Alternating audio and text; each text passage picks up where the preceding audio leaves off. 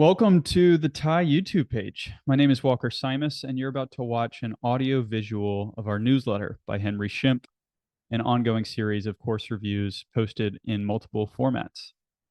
Please make sure to stay for the end of the video. We have some more content from Cabot Citrus Farms that is currently in process. It turned out so well, we think you deserve a sneak peek. Enjoy the show. All right, Thai course reviews, Cabot Citrus Farms. If you're listening to this in podcast format, if you haven't already, I highly recommend going over to the thaipodcast.com to check out both the original written format of this article as well as the YouTube video that we've released with it. A lot of good photo and video to go along with the written and YouTube. And so if you're curious to see what this place looks like, then I recommend checking those out at the thaipodcast.com. But if you just want to listen, here we go. So my three core takeaways from Cabot Citrus Farms. First off, Cabot Citrus falls in the maximal minimalism school of architecture. Leave the land as it is at a high level, but send it on the shaping of bunkers and greens/surrounds. Number two, the optionality provided by alternate fairways and large varied greens is highly additive in a place like Florida, where you get a lot of wind and variability in day-to-day conditions. And finally, third, Cabot Citrus offers a lot more than just the Karoo course and caters to many different forms of enjoyment of the game. Hats off to the overall execution of the experience. All right, part one, my pregame thoughts. As I write this opening piece of my Cabot Citrus review, I am en route from Austin, Texas to Tampa, Florida to meet up with my running mates Trey Wren and Walker Simus to play Cabot Citrus Farms' Karoo course tomorrow. Kyle Franz has become well known for his restoration and renovation work, namely in Southern Pines at the trifecta of Mid Pines, Pine Needles, and Southern Pines, as well as at the Country Club of Charleston, Raleigh Country Club, Minnetonka, and more. While Cabot Citrus Farms is technically a renovation of Worldwoods, it feels like Kyle and Mike Nuzzo were told to take it from the top. Furthermore, Kyle's projects at Luling outside of Austin, set to open later this year, and Broom Sedge outside of Columbia, also getting in the deeper stages of development. We are about to see what his full-blown original work will be all about. From what I hear, Kyle, and in the case of Cabot Citrus, his collaboration with Mike Nuzzo, is looking to challenge the paradigm of what we have seen so much of in the GCA world for a long time. While maintaining a natural aesthetic, Kyle is bringing variety in a literal and figurative sense to the game. Alternate fairways, multiple greens on holes, and decision-making galore. Kyle does not seem to be interested in being the next minimalist architect set to play the game of how good of a piece of land he could be commissioned to design on. Rather, without doing so simply for the purpose of doing so, Kyle wants to expose us to the idea that there is a refreshing take on what can be done in architecture, similar to the stylistic direction that Blake Conant and Brian Schneider decided to go with at Old Barnwell. How do I feel about what we're about to see in Kyle's new builds? I'll say this: he has my attention. While I love a classic design, whether in age, style, or both, I am all for creative expression and pushing the paradigm, and that is what I understand Kyle's work to be driven by. I've made mention before of the idea that I enjoy leaving some novelty to a new course, and that is what I have done with Cabot. I certainly have seen several pictures and aerials which present very well, but I've by no means poured over all of the content already out there about the place. I like to leave a sense of surprise to new places when the opportunity presents itself, which is what I have left on the table with Cabot. So I'll be back to this review in a couple days with the full rundown of my experience at Cabot Citrus Farms. Part two, post-game reflection. What a tremendous 12 hours at Cabot Citrus Farms. I arrived on property right as the sun was rising alongside Walker and Trey to capture drone footage of the course at first light. We were immediately impressed with the landscape and provocative architecture that Franz and Nuzzo went with at Cabot Citrus's Karoo course. Alternate fairways, large wild greens, and zero rough are some of the things that immediately stand out. This is not minimalist architecture, but it also is not the level of human intervention we have been conditioned to in the world of golf course architecture. Rather than massive amounts of dirt moving, raised tee boxes, and recreating the natural shape of fairways and greens to flatten things in a highly geometric manner, Franz and Nuzzo spent their time, effort, and diesel on shaping of the finer details of the design. The rugged yet natural presentation of the land, coupled with significant shaping of bunkering and the green/surrounds, reminds me of the approach taken by King Collins at Sweetens Cove and Conant and Schneider at Old Barnwell. With that, let's dive into each of my three core takeaways in greater detail. Point one, as mentioned above, this is not minimalist architecture. There's a lot to Cabot Citrus that presents as being highly manufactured, and not exactly approached from a less is more school of thought. However, it is not done in the way we have seen this traditionally. The old school model of human intervention entailed the movement of tons of dirt to make the fairways, tee boxes, and overall golf holes present exactly the way the architects saw them and would design them on a blank canvas. That's not Cabot Citrus. The dozers here were put to work in building bunkers and shaping the greens and what surrounds them. While the alternate fairways and angles they create on several holes make the course feel like there was tons of excessive thought put into the high level design of each hole, I don't see it this way. The land itself, by and large, feels like it was left as it was, and the engineering was focused on the short game play and in. While there are a number of greens that likely will be seen as a bit over the top by some, the size and variety they present matches well with the conditions that will be common at Cabot Citrus.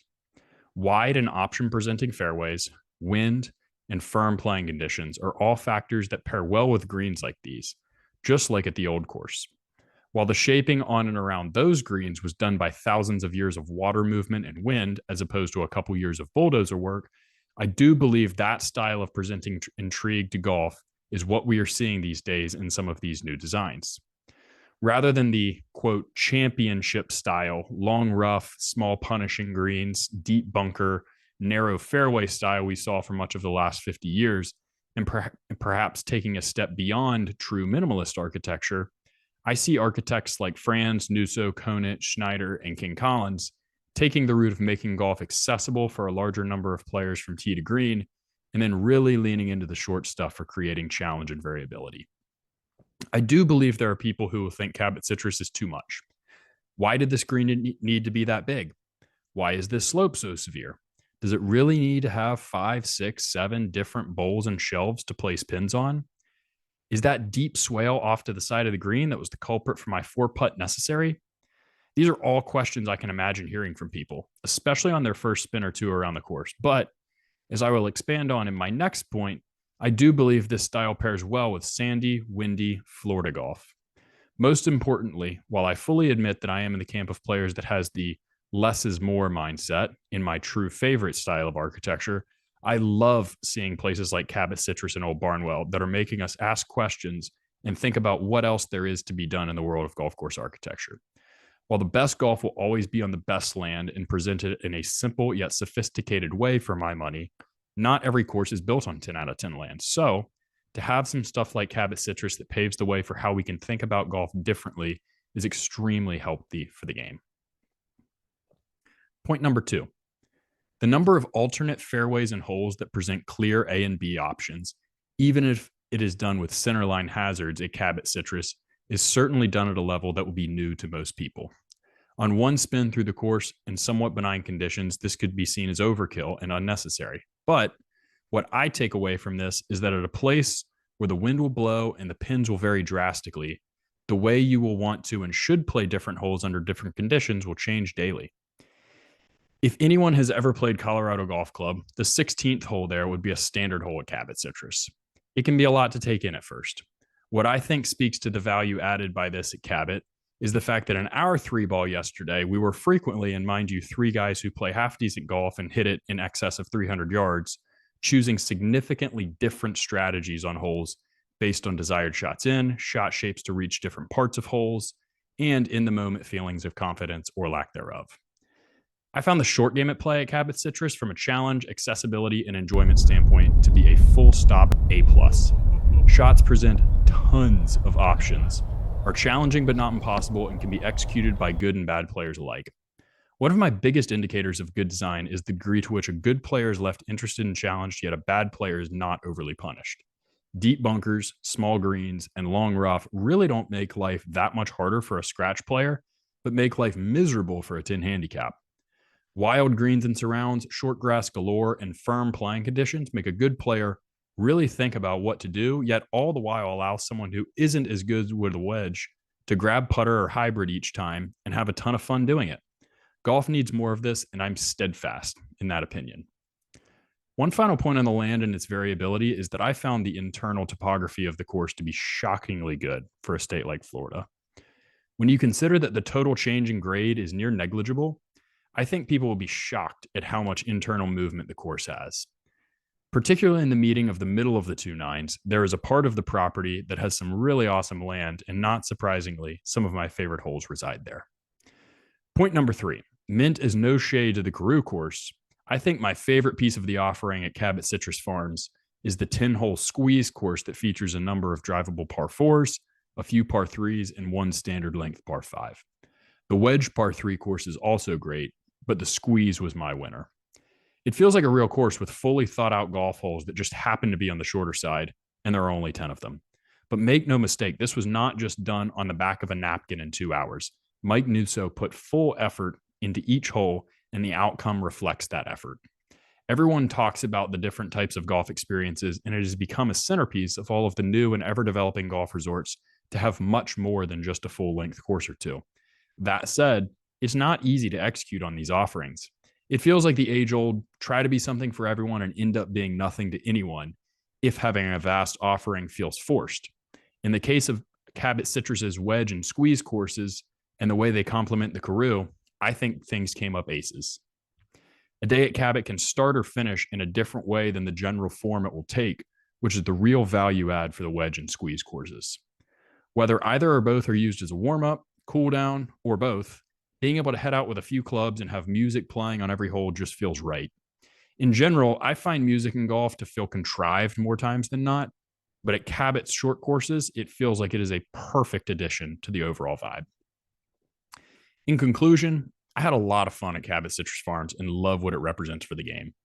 My understanding is that Franz in particular takes great inspiration from the old course, and the type of golf you will experience at Cabot Citrus Farms' Carew course certainly communicates that inspiration. It is one of those courses that will not be for everyone. However, I believe to decide after one play that you don't like it would be foolish. The course will play vastly different from one day to the next, and realistically, 3 to 4 rounds will be needed at a minimum to have a fully formulated opinion on how the different options and strategies that both the fairways and greens present inform the course's overall standing relative to others, in my opinion. Think about it this way.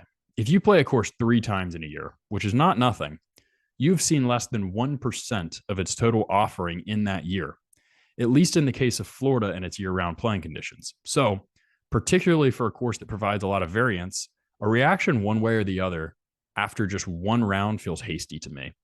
As I mentioned from jump, wild greens are not my favorite style of golf, but I love what they represent to the game, and to see someone like Kyle pushing the envelope is needed and important.